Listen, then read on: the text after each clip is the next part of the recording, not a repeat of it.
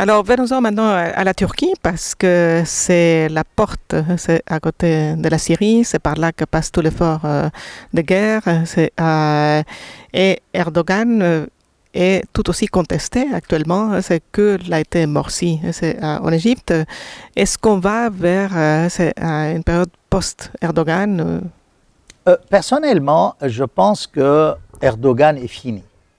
Hein.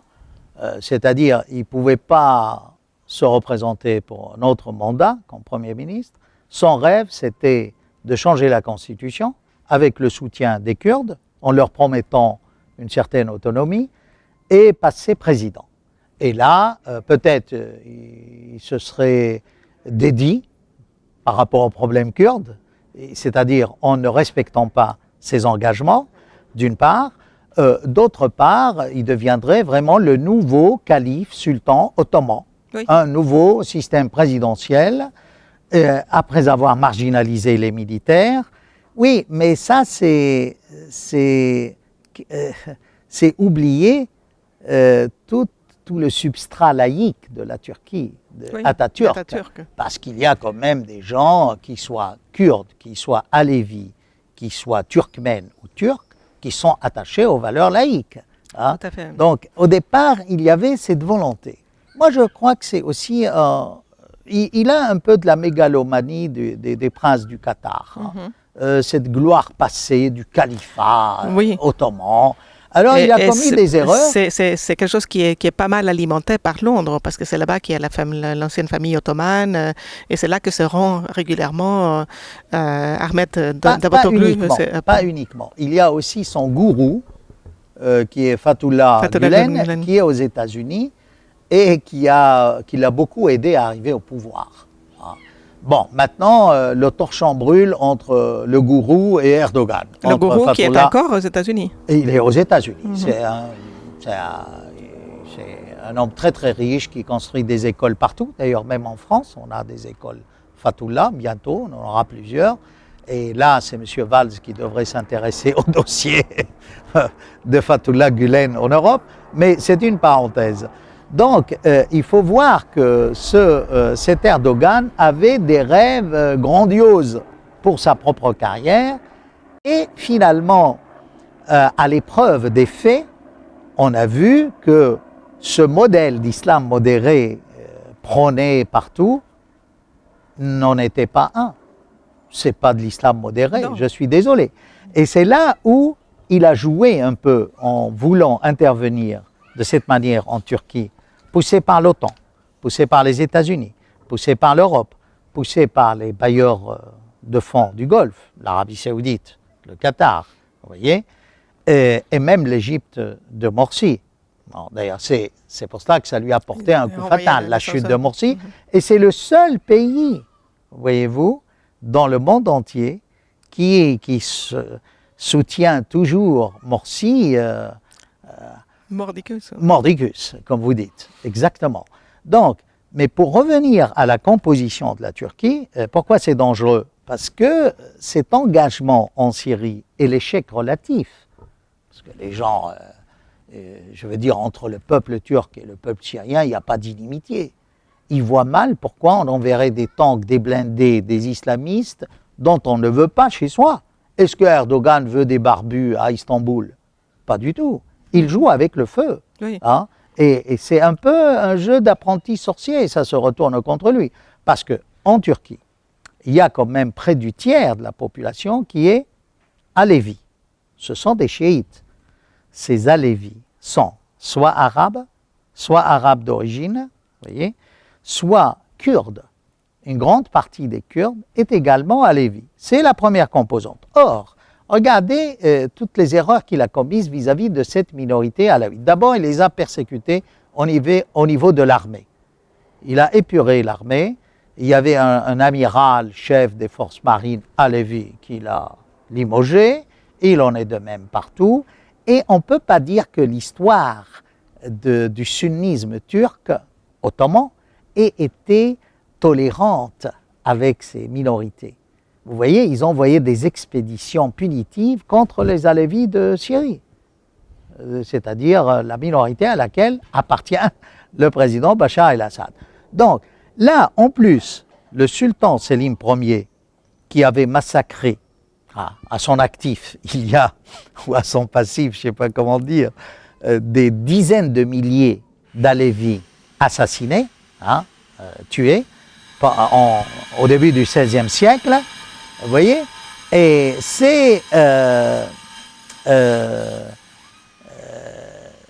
Erdogan n'a pas hésité à jeter un nouveau pont, en le baptisant, en lui donnant le nom du sultan Selim Ier. Or, mettez-vous à la place d'un Alévi turc. Ils se sont un peu choqués qu'on revienne au passé et qu'on honore, n'est-ce pas, la mémoire d'un tueur, finalement, par rapport à eux. Vous passez maintenant à la composante kurde, l'autre opposition. Les Kurdes ont compris le jeu d'Erdogan. Ils savent qu'en leur donnant leur voix au Parlement, il va devenir président et maître absolu, et il risque de ne pas respecter ses engagements. Passons à la troisième composante qui englobe beaucoup de gens, qui englobe et le paramètre confessionnel et le paramètre ethnique. Ce sont les laïcs. Alors, il y a des Turcs d'origine turque 100% qui sont laïcs, qui ne veulent pas de cet islam. Il y a, n'est-ce pas, des Kurdes laïcs et il y a des Alévis laïcs. Vous voyez ? Alors, moi, je crois que, vu l'évolution des événements, la Turquie est candidate à un démantèlement. Le nouvel homme malade, vous savez, l'Empire ottoman, on l'appelait l'homme malade. L'Occident attendait comment il allait le dépiécer et se partager cet empire ottoman. Ben, là, la Turquie risque un éclatement. Et si ce n'est pas un éclatement, peut-être on va arriver, je ne sais pas, à un État fédéré entre plusieurs parties de la Turquie. Et comme il s'est autorisé à entrer en Syrie, les Syriens pourraient à ce moment-là, une fois sortis de cette crise, même si, je veux dire, il y a un nouveau gouvernement qui se forme, revendiquer les territoires considérés comme syriens par les Syriens, c'est-à-dire Antioche, Alexandrette, et tout ce ruban frontalier turc a été par 3 fois reculé, n'est-ce pas, au détriment de la Syrie moderne. Donc la Turquie est maintenant sur la sellette.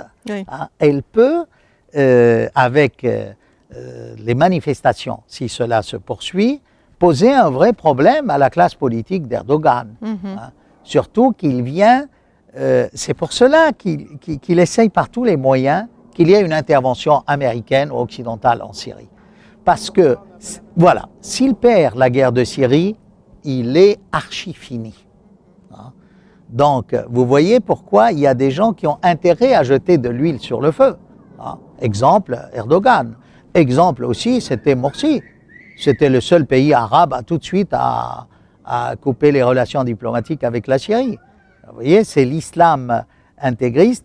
Et ce Morsi n'a pas été gêné par les mangeurs de cœur d'hommes, par les anthropophages, par les salafistes qui avaient découpé en morceaux un pilote syrien abattu et fait cuire sur un barbecue. Enfin, c'est malheureux à raconter, mais c'est des histoires qui dépassent l'entendement. Enfin, et là, j'admire beaucoup M. Poutine quand il a dit « J'espère qu'à Genève 2, vous n'allez pas nous faire asseoir avec des anthropophages. » C'était très humoristique, significatif et éloquent, quoi, de la... Alors là, on a passé en revue, certes, très rapidement, un petit peu de grosses parties du monde arabo-musulman. D'où vient ce bouleversement et vers quoi on va? Est-ce que ceci n'est pas la conséquence de l'échec des Anglo-Américains et de leur allié français à chasser Bachar el-Assad par la force du pouvoir? Pour ça, il faut savoir où en est la Syrie actuellement. Est-ce que le Bachar el-Assad continue à reprendre le pouvoir ou comment ça se présente? Alors on ne peut pas, n'est-ce pas, prédire un dénouement déjà de la crise syrienne. On ne va pas jouer à Madame Soleil. Mais apparemment, la guerre est bien partie pour des années encore. Cette guerre de Syrie, en fait, il faut rappeler que ce n'est pas uniquement contre la Syrie. C'est une guerre contre ce que j'appelle, moi, le croissant chiite. Appelez-le l'arc chiite, appelez-le l'arc de résistance. Il y a plusieurs appellations. Mais moi, j'ai une idée positive de l'islam, voyez-vous. Je crois que si le croissant sunnite, parce qu'il existe aussi, un croissant, ce qu'il y a de beau dans le terme, l'appellation, c'est un symbole de l'islam, puis il y a un devenir philosophique. Et le croissant, il devient pleine lune. Donc si on mettait les deux croissants chiites et sunnites, on aurait une pleine lune de l'islam, un islam tolérant, modéré, et c'est là où les pays du Golfe pêchent contre l'islam en voulant détruire le croissant chiite, tout ce qui est chiite dans le monde arabo-musulman. Ça s'exprime par leur opposition à Assad. Assad est détesté pour différentes raisons peut-être, mais pour ces gens-là, d'abord parce qu'il n'est pas sunnite. C'est là ce qui est intolérable. Vous voyez, on doit juger quelqu'un non selon sa confession, mais selon ses actes, selon ce qu'il fait. Il en est de même, par exemple. Vous voyez, là, on vient de classer le Hezbollah, qui fait partie de ce croissant chiite. On vient de le mettre sur la liste des organisations terroristes, la branche militaire. Reste à savoir comment distinguer ce qui est militaire de ce qui ne l'est pas. Alors, Sayyid Hassan Nasrallah, le secrétaire général, il est où, lui, alors, dans cette équation? Il est militaire ou pas militaire, vous voyez? Je crois aussi que c'est une erreur de l'Occident. C'est une erreur, parce que terrible. S'ils veulent ne pas déstabiliser le Liban, c'est pas comme ça qu'il fallait s'y prendre. Tout à fait. Là, on jette de l'huile sur le feu. Vous voyez? Alors, moi, je comprends fort bien la réaction du Hezbollah quand, dans la bataille de Qusayr ou dans la défense du mausolée de Zénab et de sa mosquée à Damas et ailleurs. Vous voyez? Mais les Américains, le Pentagone, comme ça, du jour au lendemain, ils ont découvert ce conflit vieux de 13 siècles, ou même 14, ça dépend comment on calcule l'histoire du chiisme, cette opposition entre sunnites et chiites. Et ils l'utilisent pour détruire le monde arabo-musulman et pour montrer à leurs alliés, pays alliés, que vous avez besoin de nous. Hein? Plus on dit du mal de l'Iran et tout, plus l'Arabie saoudite achète des armes, donne des... C'est à mourir de rire. La dinde de la farce là-dedans, ce sont les pays du Golfe. Hein? À leur place, moi, je tendrai la main à l'Iran. De Rouhani, il vient d'être élu, et de dire, écoutez, il y a moyen de s'entendre. Mais c'est là aussi où, je crois, et là, permettez-moi de dire, je crois qu'Israël joue mal aussi. Israël a le droit d'exister. Oui, mais pas de cette manière. Je crois que là, les Israéliens se trompent. Parce que l'histoire va jouer contre eux.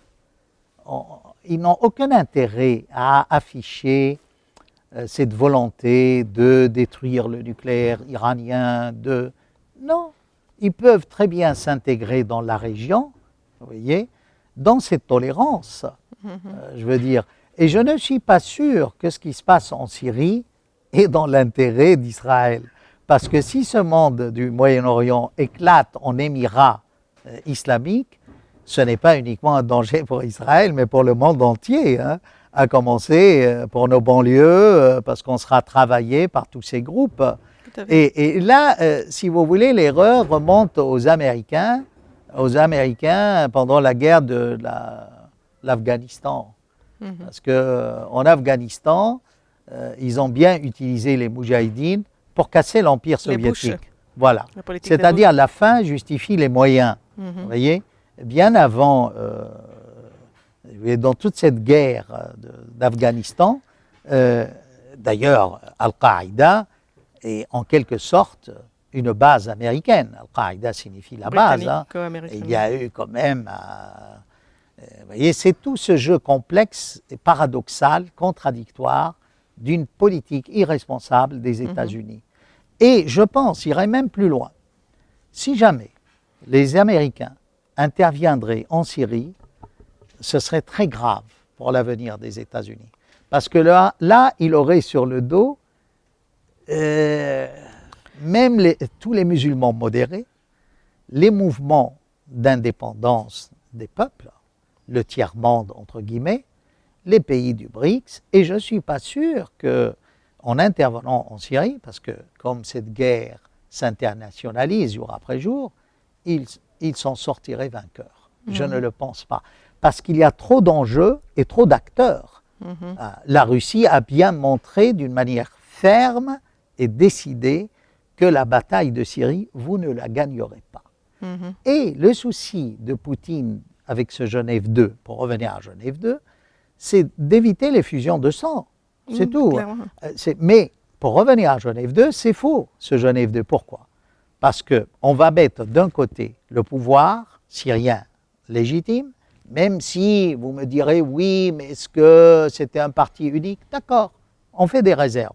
Mais les autres ne sont pas plus légitimes que le pouvoir. Hein. C'est-à-dire, aujourd'hui, cette coalition, comment cette coalition représente le peuple syrien si celui qui parachute le président est soit l'Arabie Saoudite, soit le Qatar, avec des joueurs comparses comme la France. Oui, parce que le nouveau chef du Conseil national syrien est quand même quelqu'un, M. Djabar, qui est, c'est un ancien trafiquant d'armes et de drogue, hein, qui avait été arrêté, et puis qui, un beau jour, trouve grâce aux yeux de l'Arabie Saoudite. C'est une branche d'une tribu syrienne et moyen-orientale, les Shammar, et pas la branche la plus prestigieuse. Le chef de la tribu Shammar, Faris, on était ensemble chez les franciscains d'Alep. Je le connais, le vrai chef des Shammar. Et qui, lui, là, en ce moment, est allié aux Kurdes dans le nord pour empêcher que les chrétiens du nord soient massacrés. Vous voyez? Et il mène une lutte contre les salafistes.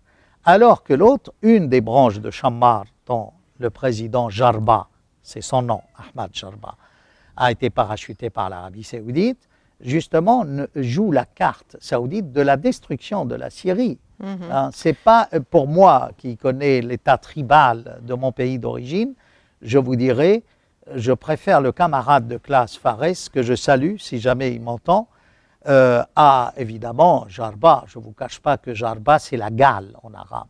Ça veut tout dire sur cette branche de cette tribu de Shammar. Si on regarde la situation internationale ces derniers temps, on avait l'impression que, on a un peu l'impression que côté occidental, il y a quand même une petite désescalade.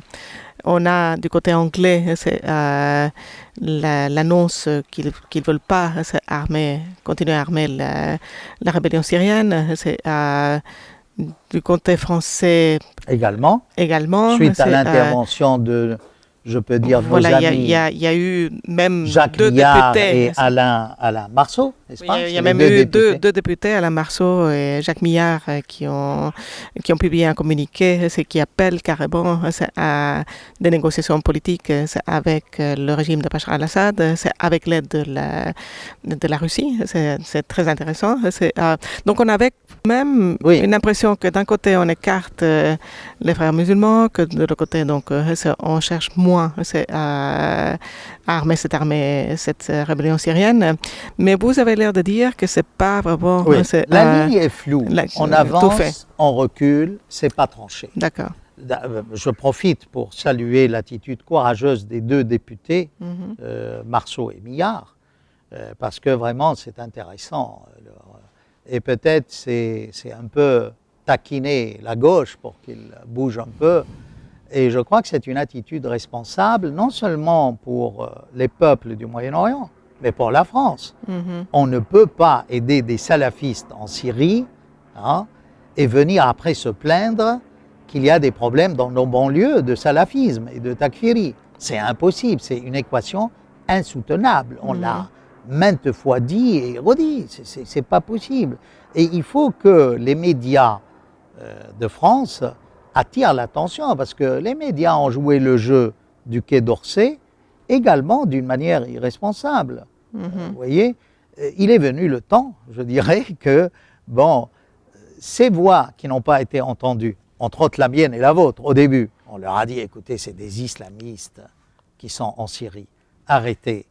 Toute votre coalition, ce Conseil national, c'est des aventuriers, des comploteurs qui rêvent d'une chose, c'est d'avoir des sièges de pouvoir. D'ailleurs, ils se comportent déjà comme des hommes d'État, avec évidemment leur carte de crédit saoudienne ou qatari. Oui. Mais ça fait partie un peu, si vous voulez, des personnages.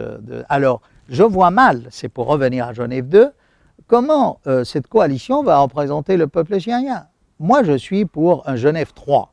Il n'y aura pas de Genève 2. Ou alors un Genève 2 habillé différemment.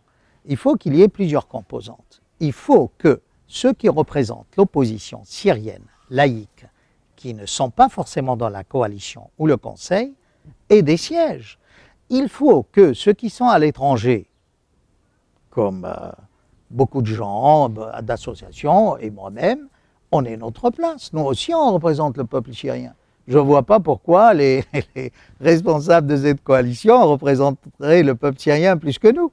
Il n'y a aucune raison, vous voyez. Donc, il faut une conception souple de ce Genève 2.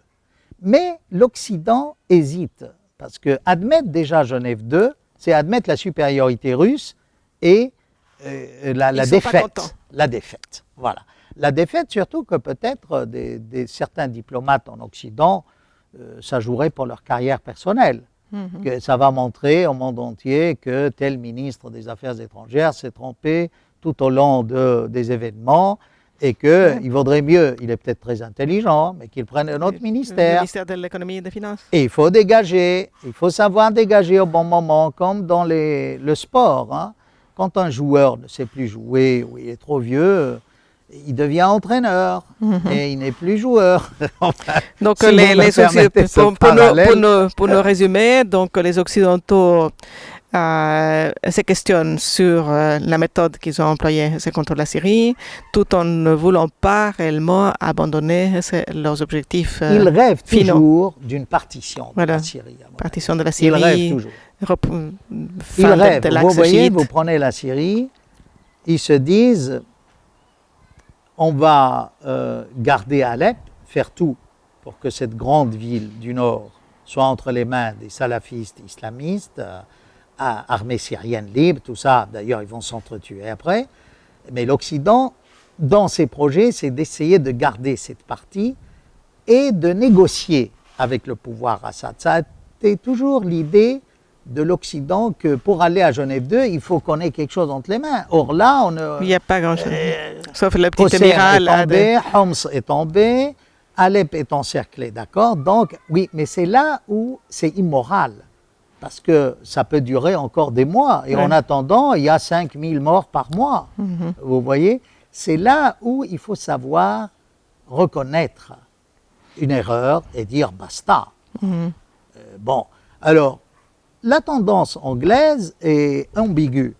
C'est vrai que la Chambre des représentants est contre l'armement. Mais le chef des armées, lui, voit ça dans un autre scénario.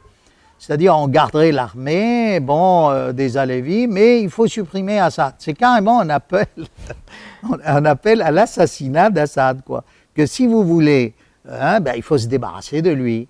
Vous voyez? Ça explique pourquoi, par exemple, certains responsables de la coalition syrienne disaient Assad partira d'un seul coup. Sans doute, ils pensaient à un bombardement, mais... Bon, je veux dire, vous voyez, le problème n'est pas Assad, encore une fois. C'est le problème de tout un peuple. Et là, d'après les sondages, Assad, s'il se représente, il serait réélu. Donc, il faut, nous qui, en Occident, respectons les droits de l'homme et la démocratie, il faut être démocrate. Si son peuple va...